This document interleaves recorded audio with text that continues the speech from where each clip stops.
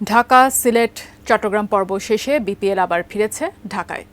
মাঝখানে ছিল 2 দিনের বিরতি আর প্লে অফ শুরু হবে 3 ফেব্রুয়ারি।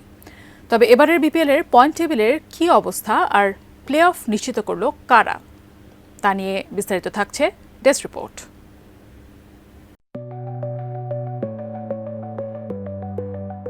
বিপিএলের 11তম আসর চলছে, যেখানে প্রতিনিধিত্ব করছে 7টি দল।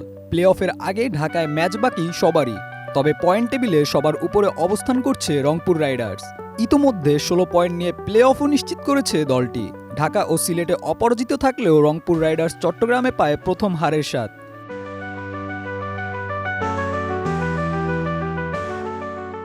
আর বর্তমান চ্যাম্পিয়ন ফরচুন বরিশাল পয়েন্ট টেবিলের দ্বিতীয় অবস্থানে। 12 পয়েন্ট নিজেদের ঝুলিতে থাকলেও হাতে ম্যাচও রয়েছে 4টি, আর তাদের 2টি হারই এসেছে টেবিলের শীর্ষে থাকা রংপুরের বিপক্ষে। যদিও বরিশালেরও প্লে অফ নিশ্চিতই বলা যায়।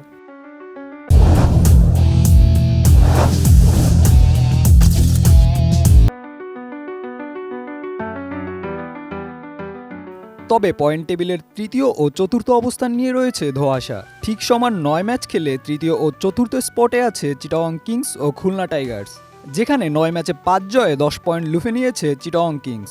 বিপরীতে 4 জয়ে 8 পয়েন্ট নিয়ে 4-এ আছে খুলনা টাইগার্স।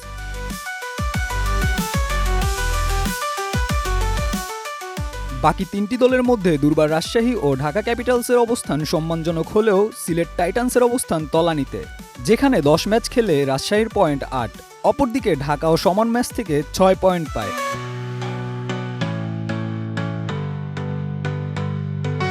ঠিক তলানিতে থাকা সিলেট স্ট্রাইকার্স সংগ্রহ 4 পয়েন্ট।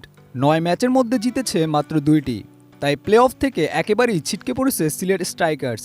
বাকি 3টি ম্যাচ জিতলেও নেই কোনো সম্ভাবনা প্লে অফে স্থান পাওয়ার।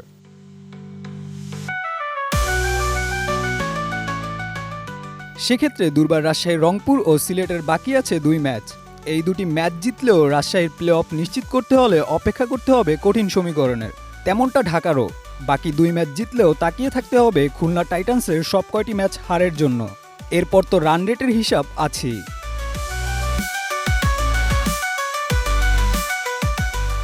Desk report, ATN news.